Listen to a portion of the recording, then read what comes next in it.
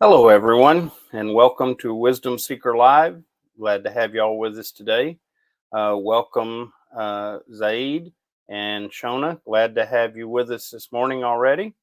We're going to be dealing with part two of talking about education and look forward to having some great conversation in regards to that. And so, welcome aboard. Just want to remind you that I would like to hear from you where you're joining from, and we'd like to for you to ask questions, make comments, and glad to have you. Just a reminder that good morning, Atif.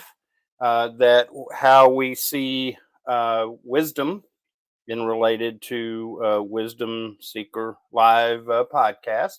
Wisdom starts with knowledge, which is available all around us. Just a matter of learning, picking up information, facts, figures, and so on. And then the second step in this journey to wisdom involves gaining understanding.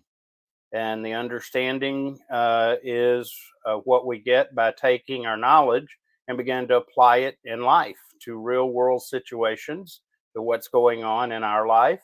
And so we begin to find practical ways to use our knowledge, and that helps us to have understanding. And then the last step, in my opinion, the more critical step in the journey towards wisdom is choosing to see things outside of ourselves in just a bigger fashion. And that's when we go from knowledge and understanding into wisdom. And for those of us that are of a spiritual bent, the way we like to express that is that we are seeing the world and the people around us through God's eyes.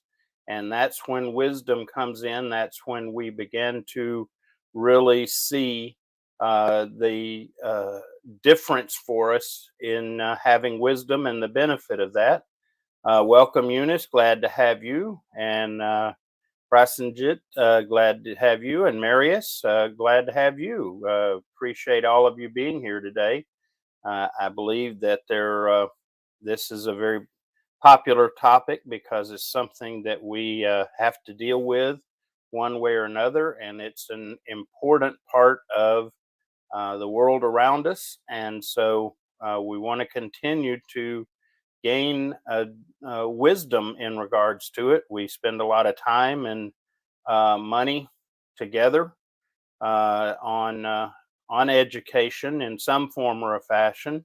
So trying to figure out ways to do that well and is important. And Eunice asked a question. Excuse me. Good, nice to start off with a good question. What is the relationship between knowledge and wisdom? Knowledge is generally just pieces of information, facts, figures, data, and takes on different forms. And how we gain it is based on having intentionally looking to try to pick up information.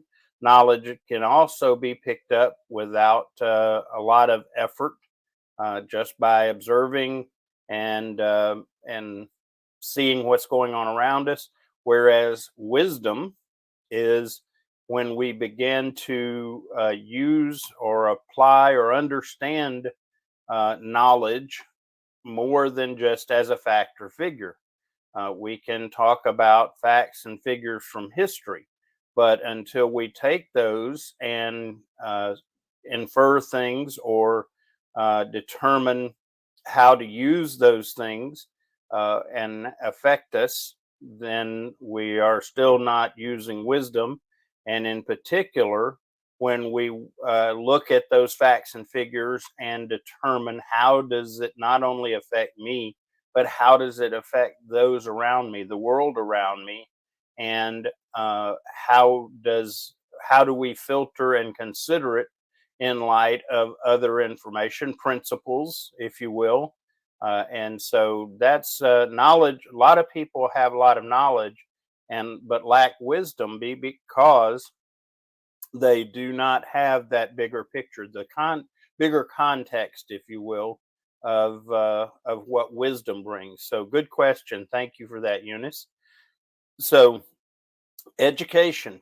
And I just need to remind us, those of you that were not with us the last time, that when I speak of education, I'm talking about a formal academic process. Usually it involves brick and mortar buildings and physical gathering with other people, and usually has a teacher or professor involved. And that's what I refer to when I speak of education.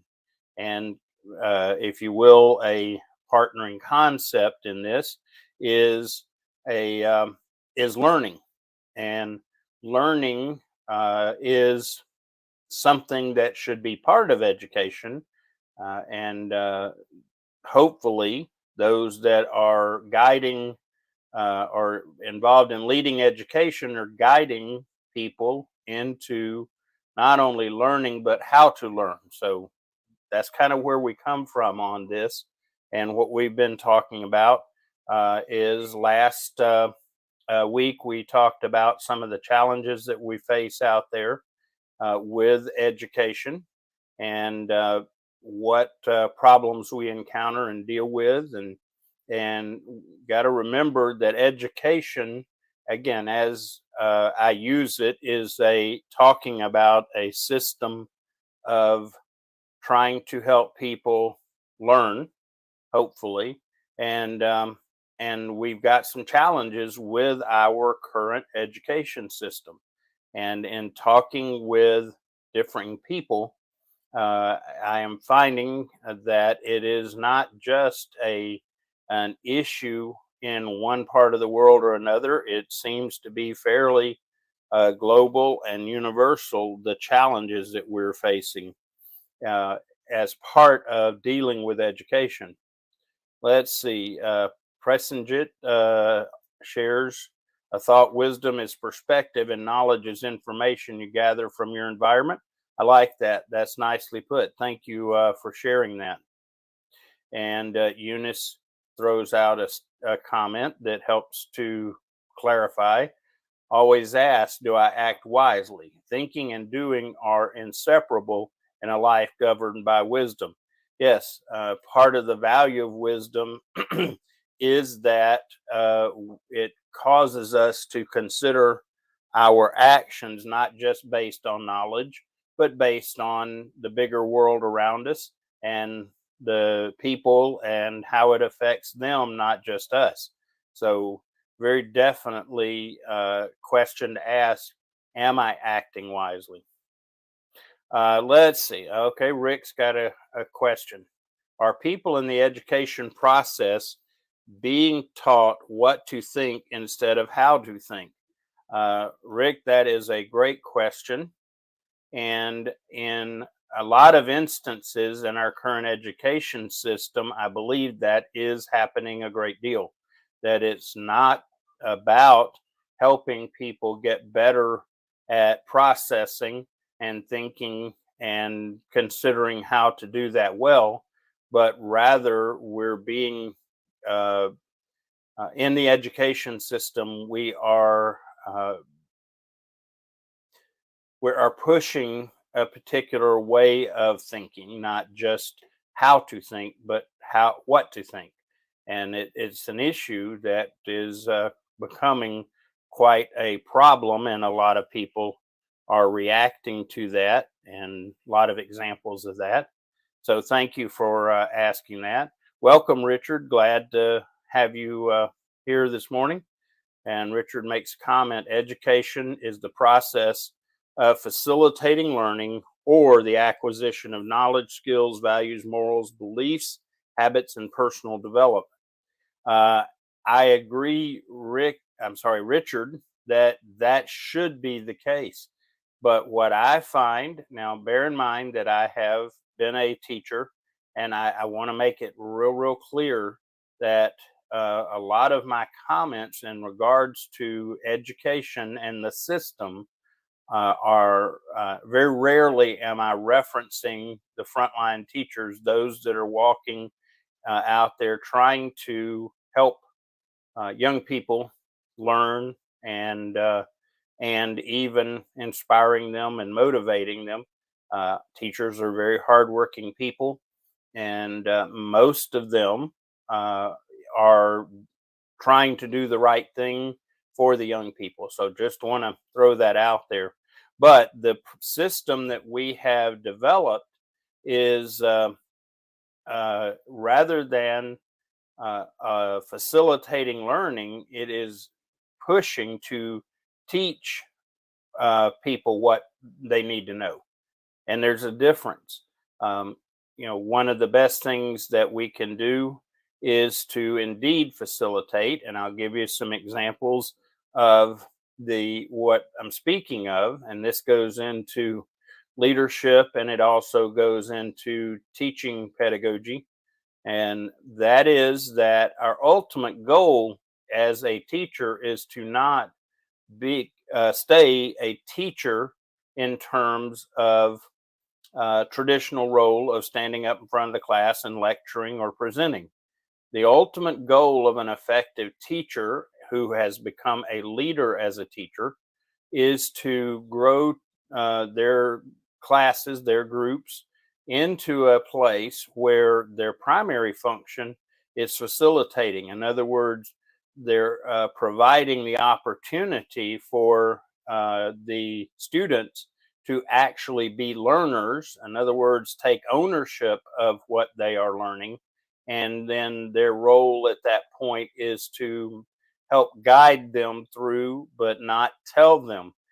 Is to be able to help them get information and process it and go beyond just picking up the knowledge and accurately remembering it. The idea is that we need to learn beyond taking tests, which unfortunately has become a huge priority in all levels of education, is taking tests.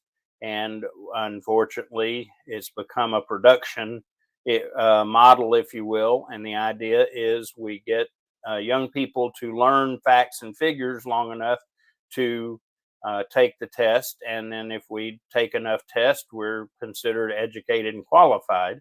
And what we're beginning to see is that all levels of education, that young people are coming out with the ability to memorize facts and take tests, but they're limited in their ability to learn and even process based on a set of knowledge and then build on it, because again, knowledge is your baseline level of information, and that's what we test to. That's how the system's designed, and it's based primarily in memorization. And the goal that we should have is that we are become facilitators of learning, as Richard mentions, but that is not happening like it should in most of the education system. Now, please understand there are exceptions. There's some great things going on in education in spots and places. Some examples are very evident even here on LinkedIn. A couple that come to mind is International Institute of Influencers. It's a startup post-secondary group, but it even can be a platform for those that are in the K-12 age range. And then a friend of mine that I have a lot of respect is started an initiative or an effort called Classroom Without Walls. That's Dr. I. Addison Zhang, and she's doing a great job in, again, moving away from trying to tell people what they need to know, but rather facilitating them to help them find what they need to know and take it beyond that passing a test, but using it, moving it into understanding. And so there are some bright spots out there, but the bigger system is truly troubled. So let's see. Atif's comment: wisdom is knowing there is a force that exists beyond the realm of our thoughts, and it guides our paths in ways known to Him only. Indeed, um, part of the aspect of wisdom is that recognizing that we are more than just someone with a mind. That the reality is that we have three parts to us. We have a body, which is the easy part to identify and begin to try to understand some, and then but we also have a soul, and then the construct that I like to think of soul is that it contains our mind, will, and emotions. Welcome, Karen and Seaphora. Glad to have you with us.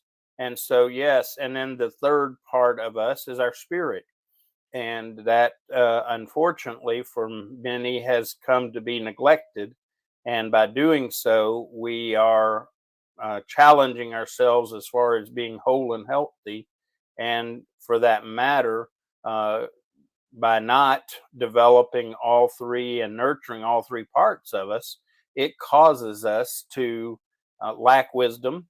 And we complain a lot now that there is lack of common sense out there in the world, and I believe it's a direct byproduct of the fact that we aren't making wisdom a priority, and that is the challenge. Is part of a byproduct of wisdom is what we call common sense. In other words, looking beyond the facts, the figures, to be able to make judgments and decisions beyond facts and figures. So thanks for that, Atif. That part of wisdom, I believe, is that there is a component that's beyond our body and our mind and involves more of us.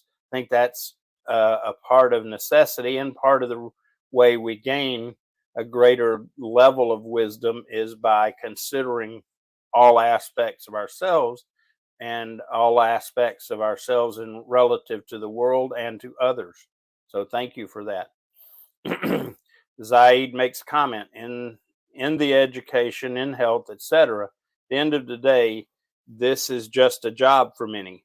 Many of them are burnt out because of all the procedures put in place that hold the teacher innovation in his or her classroom. The problem stems from the roots.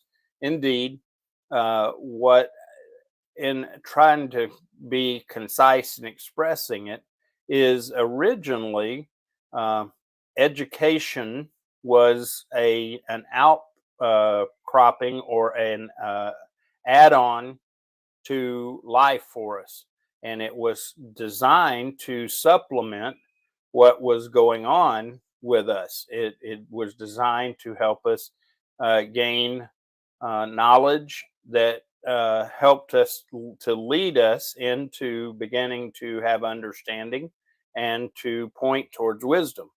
And currently, though, the system that we have developed is that it's about production, and it's become an end in itself rather than a means to better life and better understanding.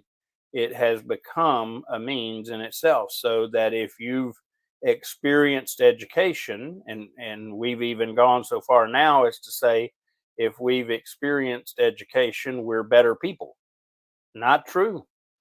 We may be more knowledgeable, we may have some understanding, but we're not better people. That's about character. Education is a tool, and it's not life itself. And it's not going to formal education is not necessary to function in life. Now, it is important that we all become literate, no doubt about it.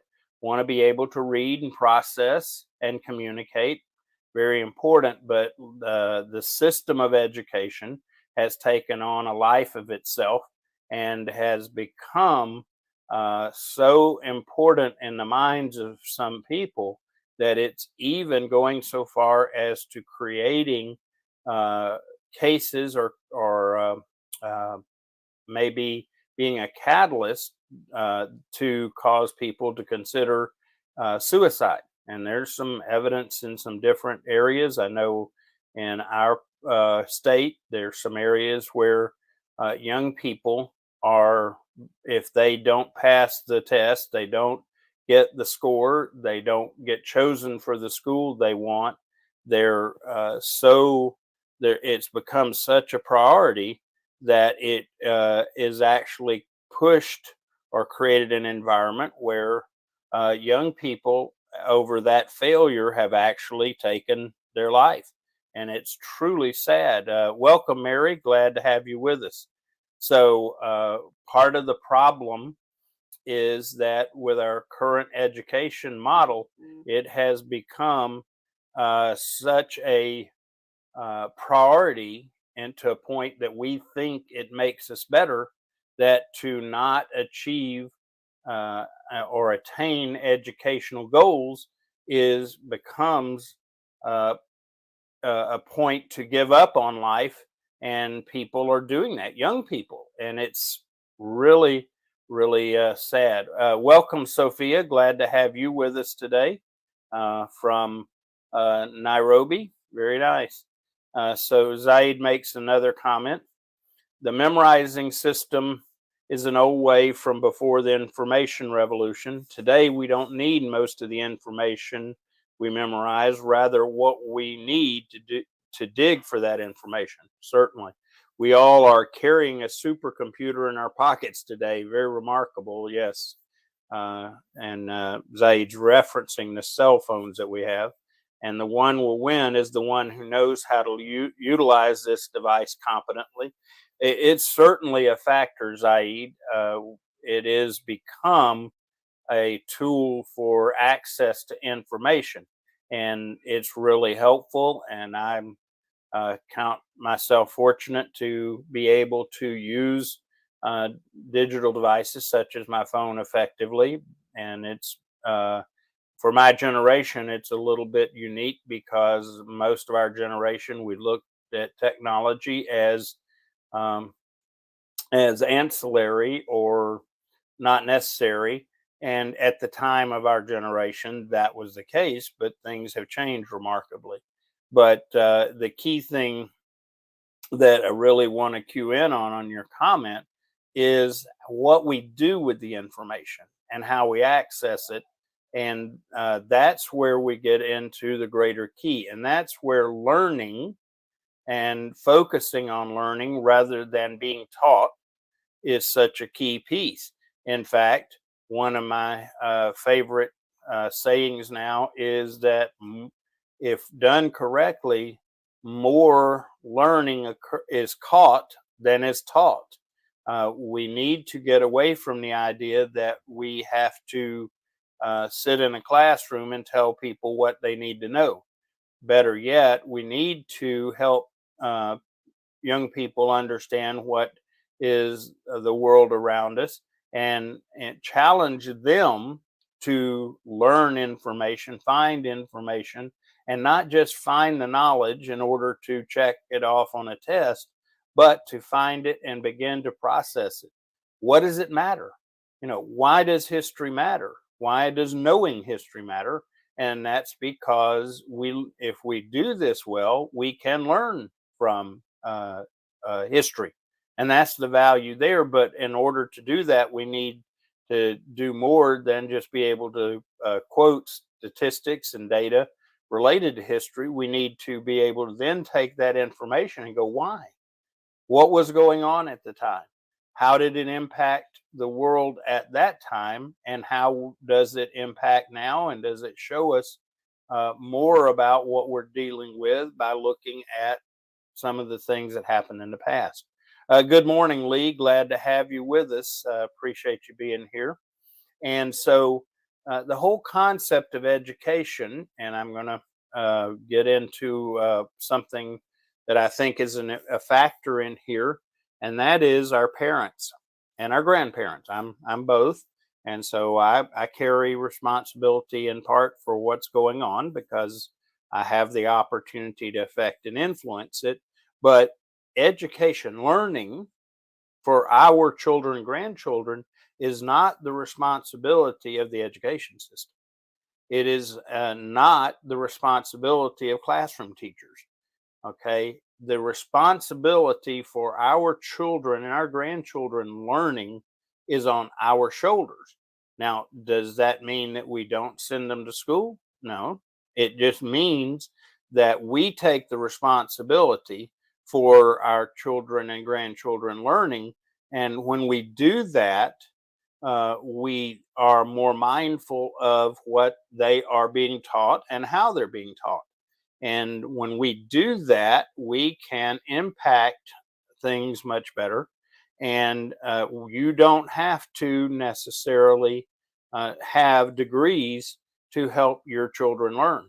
I even challenge that parents are uniquely designed and qualified to teach their children better than most anyone, especially at the level that is the basis or critical for everything.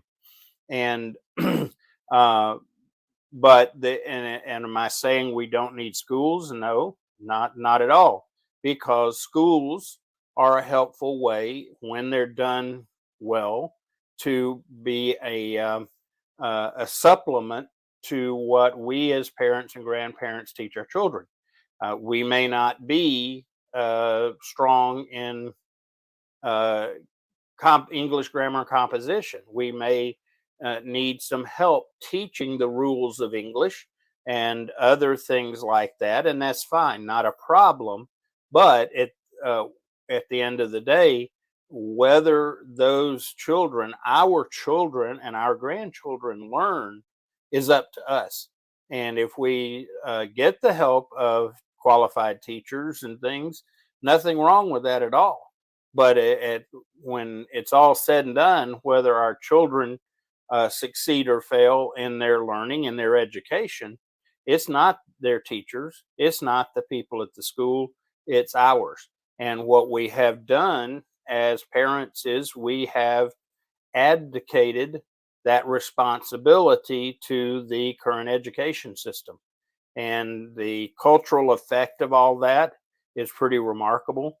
I've written an article on it talking about the generations and how they're a factor. And when you look at the cultural uh, inputs and influences on education and on our children, it's a remarkable shift. And one of the problems is that we as parents have made the assumption or made the decision to no longer take responsibility for education. We are expecting the education system and those in it to take responsibility for our children and their learning. And that's creating uh, a big problem with learning and education. And because of the volume of young people in the system, that's why you see that it has moved to a manner uh, of production style education, which I mean like a factory assembly line. And that's not the way education needs to run, because we are not all the same people. Therefore, we can't go through and have all the same processes done in terms of education, if you will, and get the same outcome. And so that's part of the challenge that our system faces, is that it's become production style. And, we complain about uh, testing. And the reason that we do testing is that that is the easiest way to do a form of assessment. And it lends itself to production style approach in education. And so it's about efficiencies. It's part of it is an effort to hold education accountable, because at the end of the day, the goal is learning. And theoretically, we do testing to assess learning, and understanding psychometrics of testing and the pedagogy in education. What we have to understand is written testing. Now it's gotten the more effective, but generally speaking, written testing is designed to test at the most baseline level of whether you've got some knowledge or not. And that's where part of our problem, our system, is to just gain the knowledge and then have it available to you without being able to apply it and use it creates a real issue. One of my favorite memes is that we've got an interviewer sitting on one side of the desk and a young person sitting on the other. And the interviewer asked the young person, "Well, what skills do you have?" And the young person excitedly says, "I can take tests." And unfortunately, that is an indication of where we are in our education system. The formal academic process is primarily driven by results of tests. And again, tests are tools. They're not inherently good or bad, they are an instrument. And it can assess on certain levels. But because we have developed a production model of education, we don't go beyond taking those tests. And to a point that now, and we've seen evidence of this, had even here in Georgia, we had situations where the tests became so important that the educators felt pressured into cheating and helping the test outcomes because for them, please understand that they're dealing with the system that they're working within. But for them, poor test results can mean lack of money. It can mean lack of prestige or accomplishment. And in some cases, it can mean loss of job for those involved. And so there's a lot of pressure in that environment to get as many as possible to pass the test. And sometimes it's pressured people to actually cheat. And at the end of the day, the responsibility for that's on the teachers that choose it. But we certainly haven't helped by putting pressure on these teachers to primarily, rather than allow children to demonstrate learning in different ways, it's all about passing the test. And frankly, it's all about going to the next level of education rather than getting to a level of education where we can function and function effectively. It's about pushing to the next level of education. So let me get to comments from Eunice. Said, the road to teaching for wisdom is bound to be a rocky one. First, entrenched education structures. Uh, it is a challenge, and the reason that the road to teaching for wisdom is rocky is because we are unique, each of us, and to try to do production style education doesn't have allowances for those unique qualities or the different levels of learning and ways of learning that people are at. We're assuming that we can move everyone neatly along at a certain pace and expect that it's all going to go well. And that's assuming certain baseline situations in life. And life's not that way. And so, yes, it is a very rocky road and part of the art of being a teacher. And there are a lot of teachers that are very frustrated because they really are there to practice the art of teaching and helping take young people down even that rocky road if need be, to help them grow beyond what's in the book or grow beyond what's on the test. And it's real frustration. Again, having been in the shoes of teachers out there and having dealt with the system and its issues, it is certainly frustrating. So, yes, we've got to be able to go through the rocky roads and be prepared to do it and have the artistry beyond just knowing rules of education or the rules of learning. Again, the system has started feeding itself in a negative way, in that originally teachers were given some science and some good information to help them be effective, and then given the opportunity to then use the art form that goes with it to begin to facilitate learning and to motivate young people to learn. But now we don't do that. Now the system is uh, push them along at each level. I even had situation when I was teaching that I was told that we weren't allowed to for a student to fail. If we did, it would reflect poorly on us, and it forgets the idea that not everyone is going to pass, if you will, not at that moment or not at that level at that time. And so this whole thing of pushing people along, and because it's such an overemphasized part of life, is that education has to be accomplished. Otherwise, we're somehow second best in the process. And that's not true. Education is about becoming more knowledgeable. But the problem is real learning has to go beyond that knowledge, as was mentioned earlier. So it's a challenge that we face, and the sooner that we collectively, parents and grandparents, other family, take responsibility back for the education of our children and handle that responsibility well, it's going to continue the way it is. It's going to be about production, and it is actually geared, the current education system is geared to a small slice of culture of young people that are going to be more bent through making it through those systems.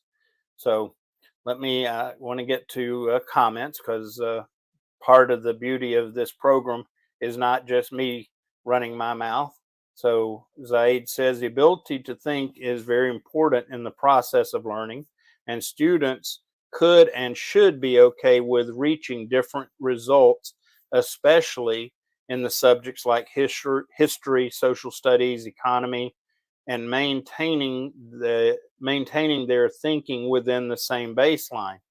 And that's Zaid, you bring up a great point. The problem with it being knowledge based is that we assume and drive young people towards those singular pieces of knowledge that we think and espouse being truth, and that everybody's got to be at the same place with that. And there is a place for that kind of criticalness in information, but it's not as broad as the way it's been being treated currently. And it is not as important that everyone reach the same facts, figures, perspective as it is to learn how to process facts and figures. And that's part of the breakdown of the system. Is it's about establishing knowledge and facts and figures and a baseline form. If you look at Bloom's taxonomy, I'll try not to get too nerdy on you, but Bloom's taxonomy is the different levels of learning. And if you see, the lowest level of learning is based on knowledge.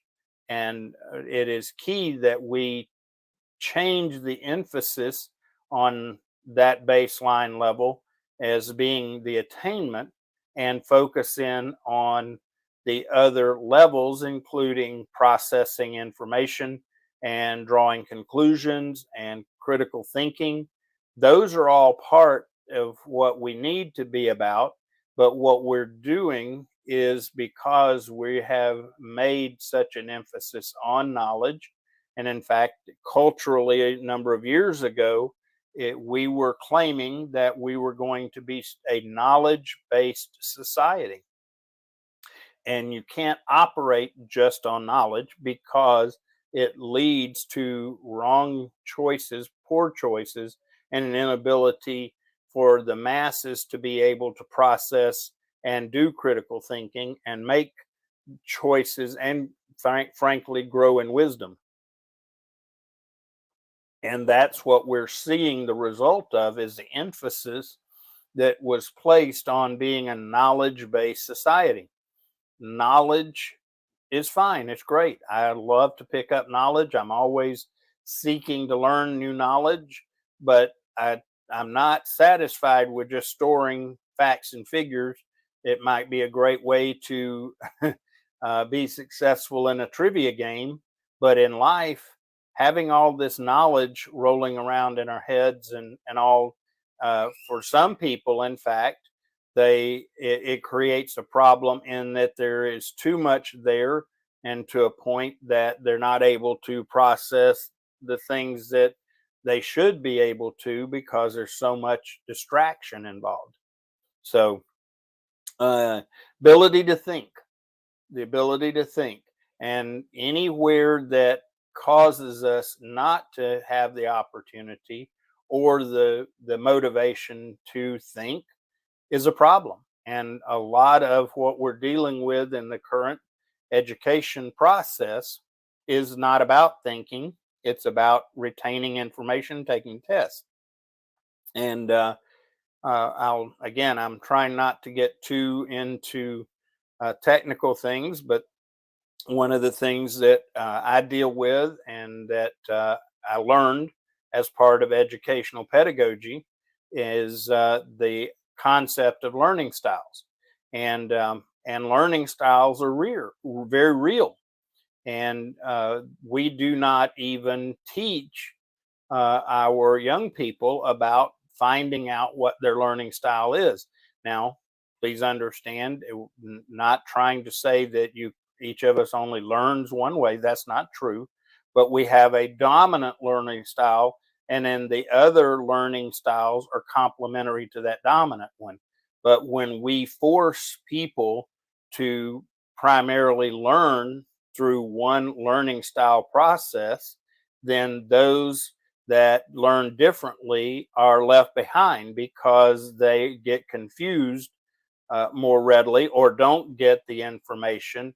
And by the time we've moved down this chronological process of education, they're lost and they don't have the foundational information to be able to keep up with this magical track of, years of it, first year, second year, all that.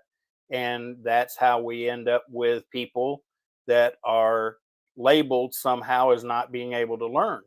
And it's because we are in our education system prominently and primarily teaching and presenting in to one type of learner.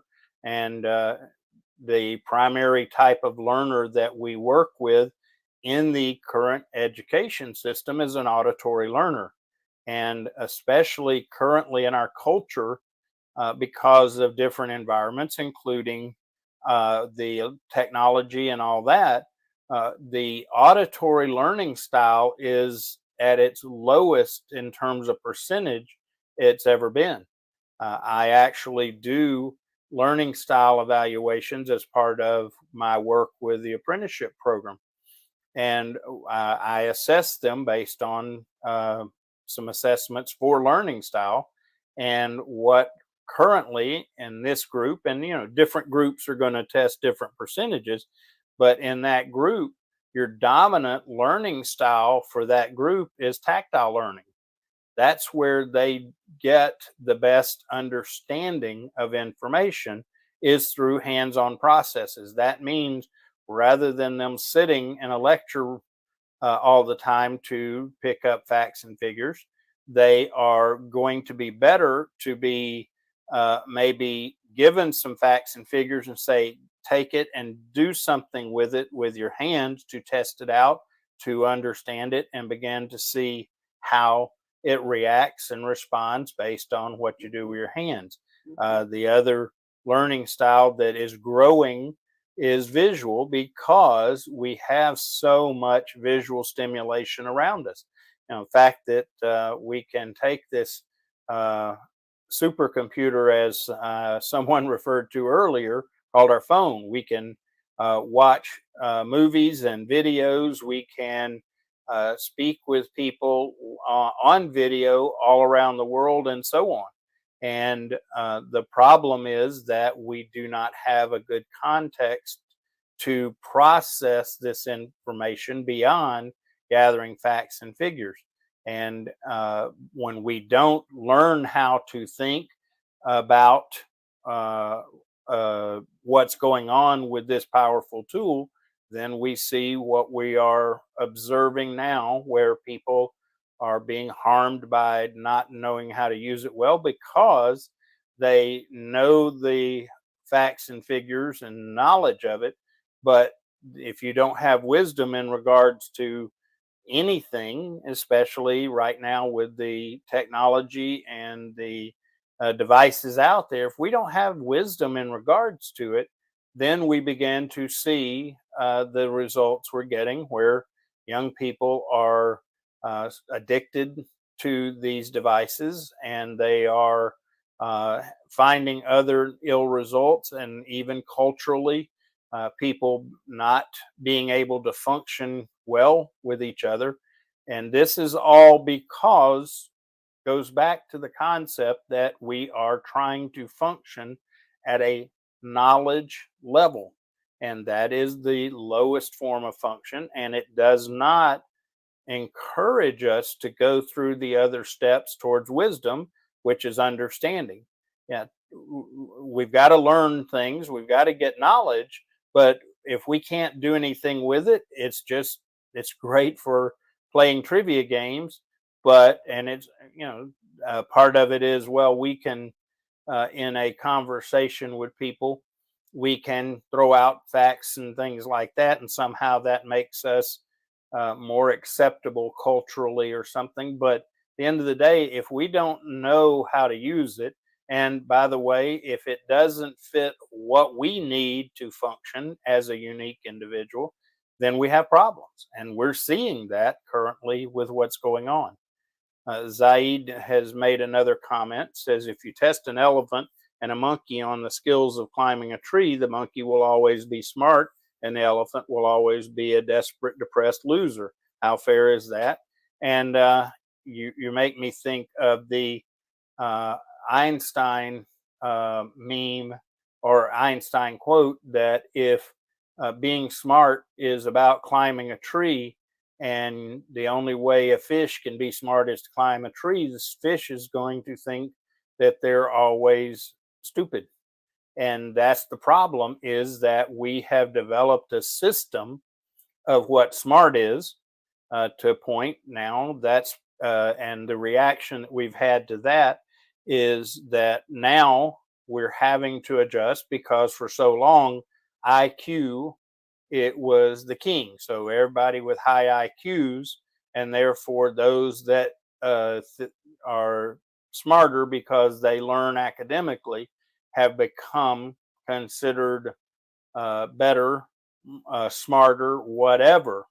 And that's part of the problem where we're at, is because there's more to life than IQ, and the reaction we're seeing to evidence that is now we're talking about EQ, okay, emotional intelligence, emotional quotient, and the value of that.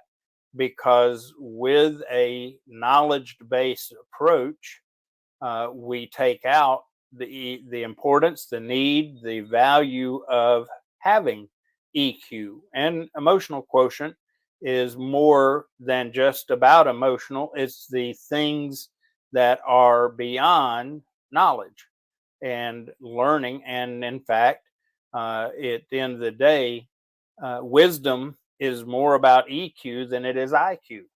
And that's part of why we're seeing a reaction, why we're having comments, complaints that we need more EQ. And that's because we have made IQ so important. And that's built around this system of formal academic education. And that's why we have people that are, in fact, a comment that I've heard and I observe is that we now have some of the most highly educated yet ignorant people there are.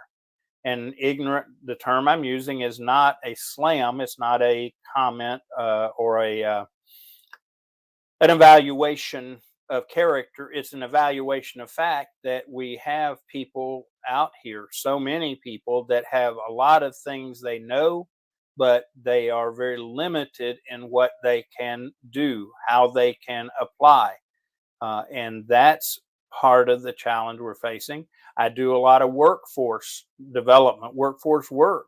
And one of the big complaints about people coming out of the current education system is that they, even the ones, the small percentage that achieve degrees, they have gotten that degree because they were able to primarily memorize past tests and check off the boxes as part of this production system, and they come out and they have lots of knowledge, but they can't apply it.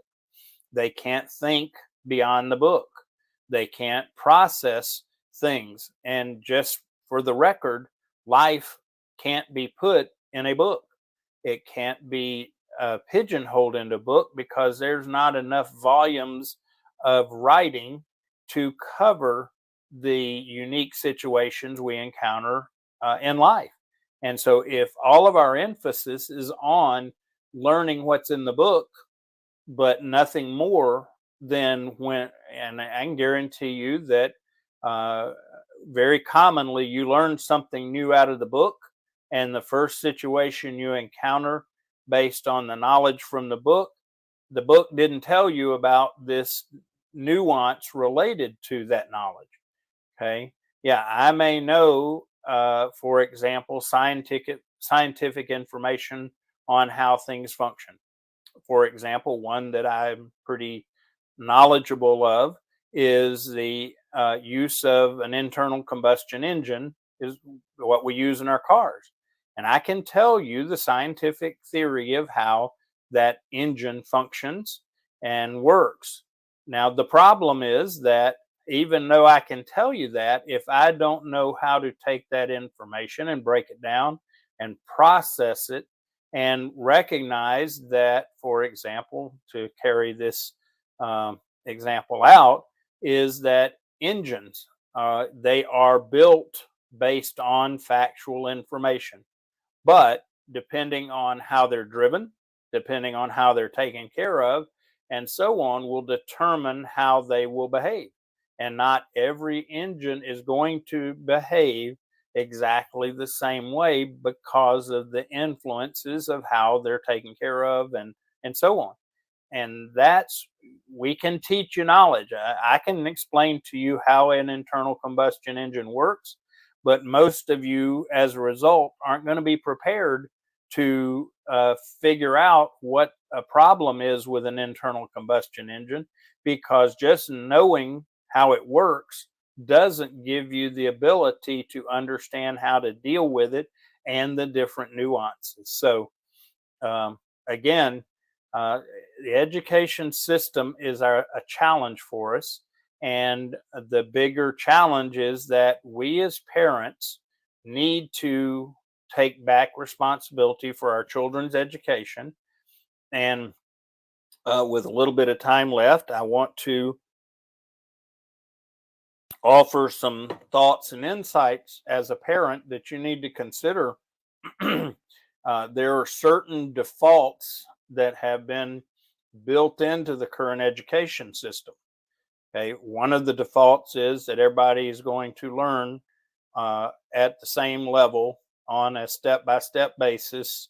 Otherwise, if you don't do that, something wrong with the person. No, something's wrong with the system, because we're all capable of learning a variety of things.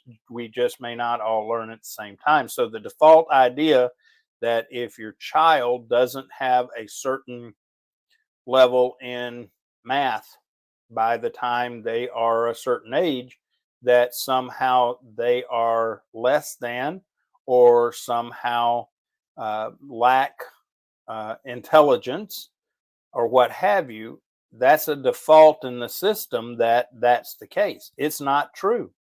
I have children of my own and grandchildren that are very capable. They are very intelligent, and they are, and also are learning about EQ along the way. And as a result, they arrive at understandings and attainment of knowledge at different times for the same piece of knowledge. And so the lock stock movement is a problem. Another default is that the current concept is that to be successful in our world, that the only best way for that to happen is to attend and attain education level is to a bachelor's degree level. It's not true. And as a parent, you need to not assume that that is the only best way for all your children, because it's not true. And unfortunately, in our current culture, and we don't have time to go into this, but in our current culture, attaining a degree, bachelor's degree, that is not appropriate or fitting for your child based on the idea that, well, if they'll get a degree, just any degree, that that's their ticket to life, we're actually creating a situation where we're harming our children by doing that. And I can give you the statistical data related to current workforce and so on. And be careful. That's not a good default answer.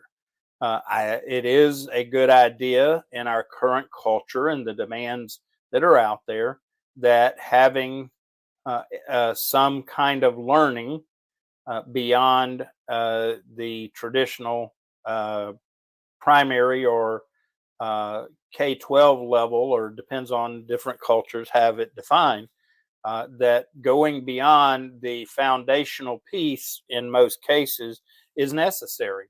Now, how you go beyond that is greatly varied, and all considered good potential options based on your young person. By the way, part of our responsibility as parents, and this is where some of us step into a problem, is that we assume that we're going to teach our children how to be better people by not making the same mistakes we made per se, and that includes education choices. Well, I didn't get a degree, so I'm going to make sure that my child gets a degree type mindset. Not a good idea. And then another one that we are really guilty of was, okay, my grandfather was an accountant and my father was an accountant, so I should be an accountant. That's part of what we do. Not necessarily. There's a place, and should be considered in there, but don't make that mistake, because then we are forcing our children into roles and making decisions based on wrong priority. What our job should be to help our young people learn who they are and what their design is, and it's not necessarily to be just like us. In fact, they're not going to be just like us because they aren't us.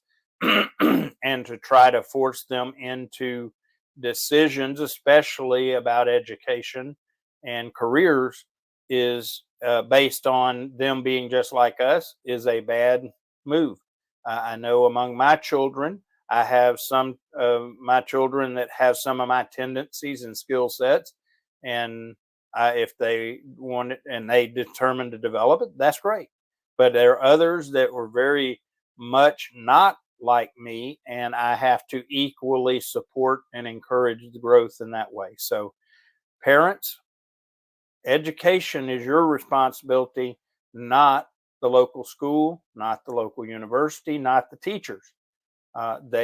It's okay to have them as an accessory to teaching our children and helping them learn, but it's our responsibility, not theirs. And the sooner we own that and take part, by the way, that's a leadership quality, responsibility, the better off our children and our culture is going to be. So I feel like I did a lot of monologuing today. I don't like to do that as much, but I hope that at the end of the day, take away something of value here, and that we've gained some wisdom about education. Problem is, our current education system isn't about wisdom, it's about knowledge, and that's a part of our problem.